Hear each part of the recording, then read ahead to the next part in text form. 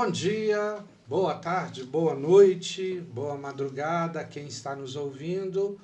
E estamos de volta com o nosso Prosa Sociológica, junto com o professor José Geraldo Pedrosa. Tudo bem? Bom dia, José. Bom dia, Zalmar.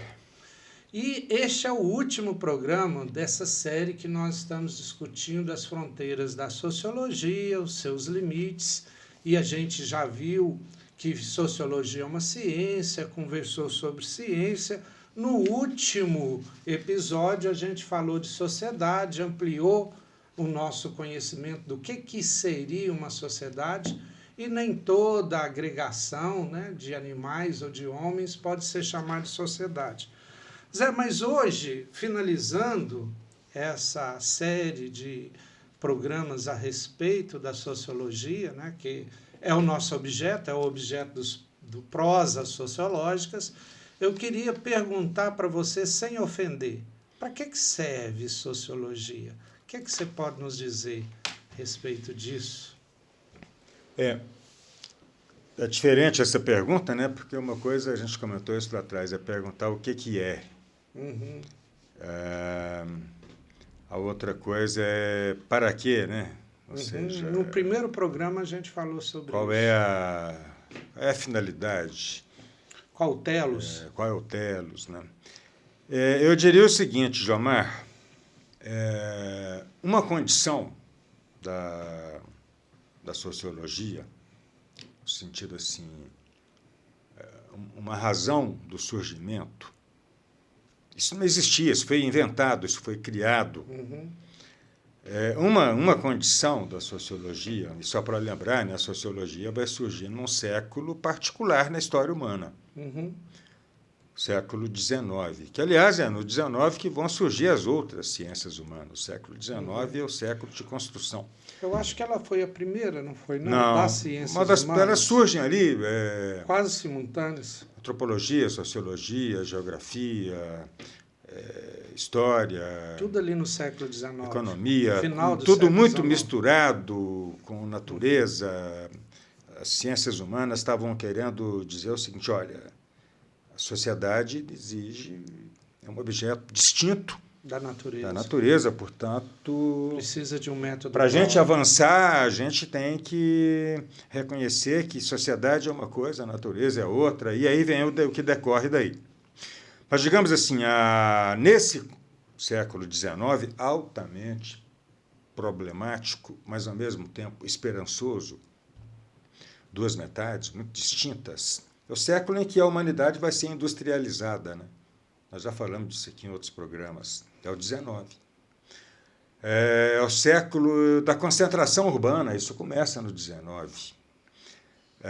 E, portanto, dos conflitos, o proletariado, suas ideias de revolução vão surgir no XIX.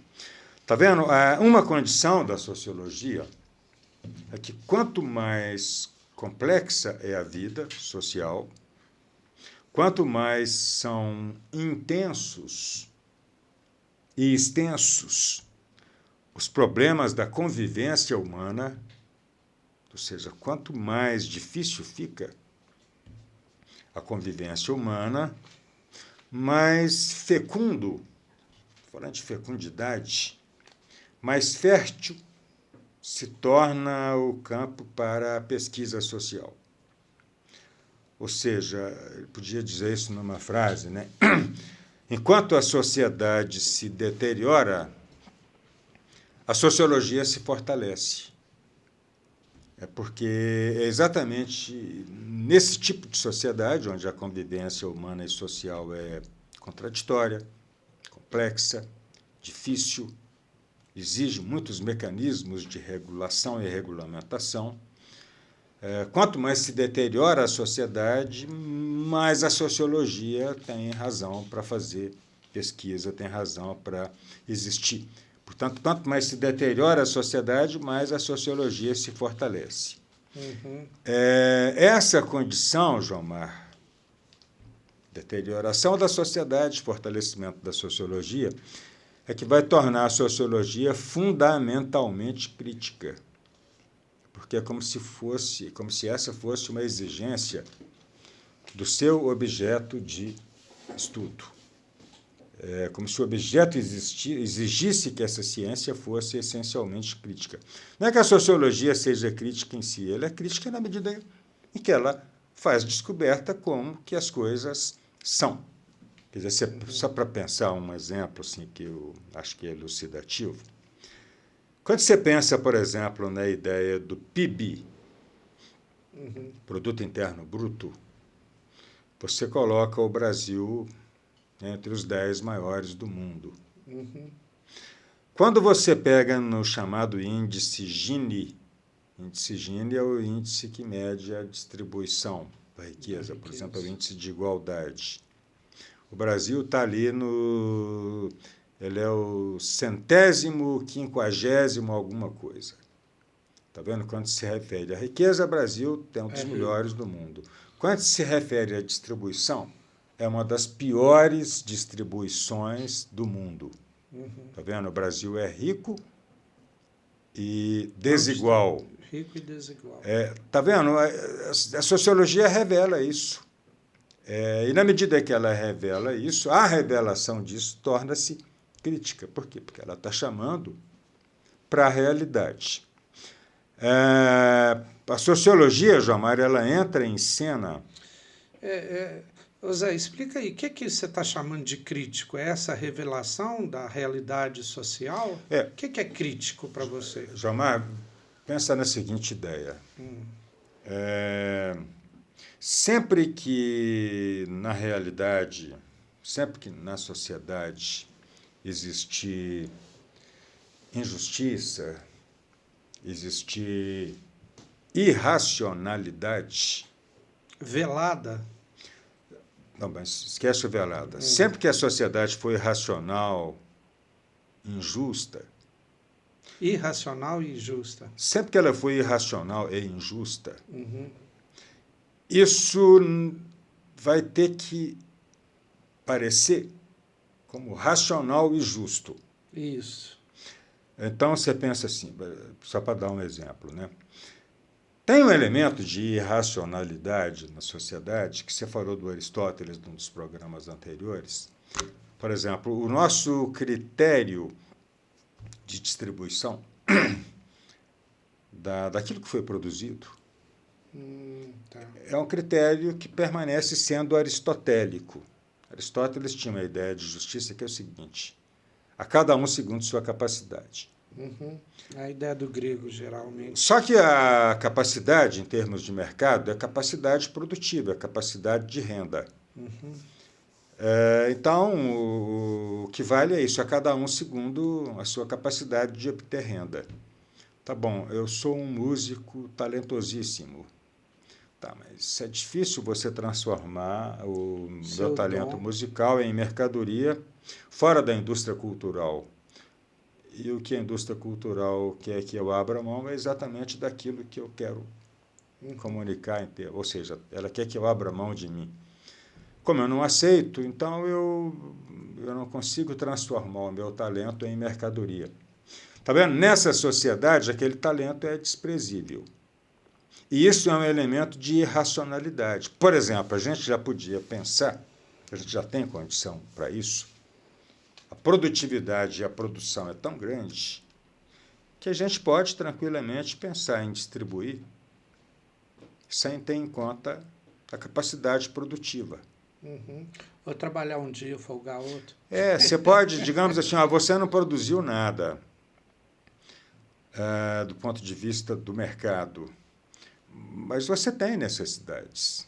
Então, nós vamos distribuir de acordo com a necessidade. Não com a capacidade. Está vendo? Essa falta de vínculo entre a produção e a necessidade faz com que a gente tenha desperdício. Por exemplo, a concentração de renda, ela é uma... Assustadora. Ela é uma irracionalidade. Zé, aproveitando, sempre achei todos os sociólogos pessimistas. Você, seus colegas que eu tenho contato, eles são sempre pessimistas com relação à sociedade, com relação ao futuro.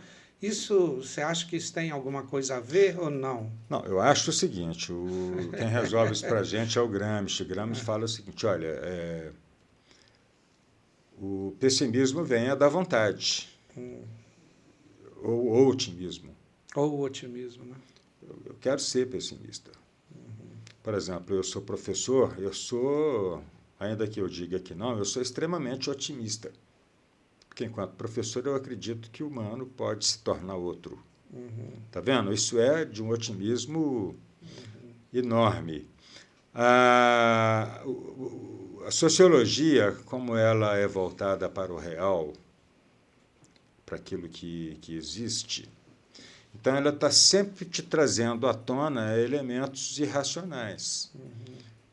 Porque isso não é... A irracionalidade nem sempre é transparente. A sociologia tem que... Tá vendo? Quando você pega lá o índice, o PIB e o índice Gini, você tem alguma coisa errada nisso. Quer dizer, por que um país rico é miserável? Por que um país que tem muita riqueza tem muita gente pobre? Tá vendo? Isso vai te levar à irracionalidade do critério da distribuição. Sempre que há irracionalidade, sempre que há injustiça, aquilo tem que ser velado. Tem que ser velado, tem que ter uma ideologia por trás. E a sociologia faz o movimento contrário da ideologia. As pesquisas produzem descobertas. E essas descobertas desvelam coisas. Esse é o ofício da sociologia. Eu lembro do Ariano Suassuna, que falava o seguinte: eu não sou nem otimista nem pessimista, eu sou realista e esperançoso.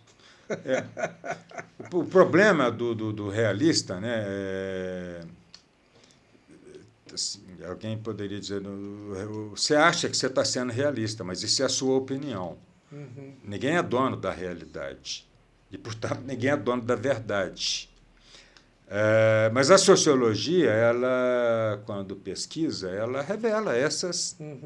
Então, isso você acha que as pessoas talvez não tenham essa esperança própria de melhorar as coisas, e o sociólogo apontando ali, ele pelo menos tem essa ideia para os outros de ser pessimista? O sociólogo te dá uma ideia da monta do problema que você tem. Se você for pensar assim, Jomar, quando você pega a sociologia, a demografia, te traz conhecimentos sobre a quantidade de gente, e é difícil por essa informação, porque estou falando de quantidade de gente que mora em favelas brasileiras. Quando você tem uma noção da quantidade de gente que mora nas favelas no Rio de Janeiro, São Paulo, Salvador, Belo Horizonte, você pensa assim, esse problema não tem solução. Aí você fica meio pessimista. Porque a sociologia te dá uma dimensão do problema. Agora, quando ela te dá uma dimensão do problema, ela está te fornecendo condições de, se quiser, começar a lidar com o... Pelo menos o problema está conhecido, está claro. Conhecido. E esse é o... Por isso que a sociologia... por isso que ela serve, então. Pois é, mas ao mesmo tempo é por isso que ela incomoda. Porque há muita gente, na linguagem do Raimundo Faoro, os donos do poder, que não querem que as coisas mudem, que não querem que o critério aristotélico seja alterado. E a sociologia, ela traz problemas nesse sentido, porque ela te revela outras coisas. É diferente daquilo que o discurso dominante revela. Então, veja bem, Jomar, o objeto da sociologia, digamos assim, e isso já foi muito dito aqui, ele está no moderno, não há uma sociologia da Idade Média, não há uma sociologia da Antiguidade. No urbano, no industrial. O objeto da sociologia, ele resulta, digamos, do fenômeno das quantidades concentradas. Isso que vai resultar na complexização da vida social. Um exemplo disso é assustador, a gente não se depara com isso. Em 200 anos, você percebe, em 200 anos, é muito pouco na história humana, da evolução humana. Em 200 anos, a humanidade tornou-se urbana e concentrada. Isso é inédito. Em 200 anos, nós saltamos de 1 bilhão de habitantes para 8 bilhões de habitantes. 200 anos. Isso é inédito. Isso traz problemas que exigem uma ciência. A gente fala no moderno, né? Eu vou ler um pequeno trecho, Jomar, de um livro interessantíssimo, que se chama, um livro, digamos, do pensamento social contemporâneo, Tudo que é Sólido Desmancha no Ar, A Aventura da Modernidade, do Marshall Berman. Lá ele faz uma definição do moderno, eu vou ler um trecho, olha como é que é significativo. Ele diz assim: ser moderno é encontrar-se em um ambiente que promete aventura, poder, portanto, empoderamento. Alegria moderna. Crescimento, em todo sentido. 1 bilhão, 8 bilhões. Autotransformação. A modernidade vai te dar a oportunidade de se tornar um ser diferente daquilo que você é quando nasceu. Eu, por exemplo, nasci na roça. A escola me deu a oportunidade de estar aqui conversando com você. Está vendo? Autotransformação. Transformação das coisas em redor. Está vendo? Revolução é uma palavra moderna. Só existe isso na modernidade. Mas, ao mesmo tempo, a modernidade é a ameaça de destruir tudo que temos, tudo que sabemos, tudo que somos. A nossa identidade torna-se perecível. A experiência ambiental da modernidade anula todas as fronteiras geográficas. Misturou geral. Até o 16, negros na África, amarelos no Japão, vermelhos aqui na América. A modernidade mistura isso. Anula as fronteiras geográficas e raciais, de classe e nacionalidade, de religião e ideologia. Nesse sentido, pode-se dizer que a modernidade une a espécie humana.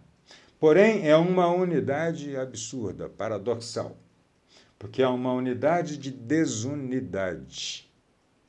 É uma unidade de contradição e mudança, permanente mudança. A única coisa permanente na modernidade é a mudança. Por isso que tudo que é sólido desmancha no ar. Ser moderno é fazer parte de um universo no qual, como disse Marx, tudo que é sólido desmancha no ar. Quando a vida assim se torna, Jomar, é que ela requer uma ciência para estudar essa vida complexa. E uma das ciências é a sociologia, ou seja, que vai estudar a vida humana, social, nesse contexto de complexidade, que é uma coisa recente, ou seja, já falei isso, vou repetir, né? É no século XIX que a humanidade vai ser arrancada da roça e vem para o urbano, que vai se tornar industrial. Isso reconfigura a vida completamente, os ritmos. Isso reorganiza os tempos, o fenômeno da individuação. Isso vai tornar a sociedade complexa e a administração dessa sociedade, se é que tem administração dessa sociedade, vai requerer ciência. Isso não pode ser mais, não sei, em alguns lugares, isso não pode ser mais amador. Uhum. E a sociologia é para isso. É para favorecer a gestão dessa sociedade, que é cada vez mais complexa. Zé, você tem razão. Esse programa tinha que ser feito logo no começo, viu? No começo, apesar que, como você disse, né, os ouvintes assistem os programas na ordem cada um monta. não existe um currículo como na escola. É. Mas muito interessante essa série. Finalizamos aqui essa série de 4 episódios que a gente abordou estritamente a sociologia, né? Já que a gente está falando há quase um ano de sociólogos, estudiosos da sociedade, e hoje a gente definiu, né, com essa série de 4 programas, o que é sociologia, qual o método, objeto, algumas fronteiras, e também hoje finalizando, né, qual o sentido, qual o telos, por que a sociologia surge. Agradeço muito vocês, obrigado pela presença, pela palavra, pelos estudos, e semana que vem? Semana que vem a gente está aí com outro assunto. Então, muito bom. Obrigado. Se você gostou, compartilha e curte o nosso projeto, o nosso Prosa Sociológica. Isso é muito importante para que ele possa chegar a outras pessoas também. Muito obrigado.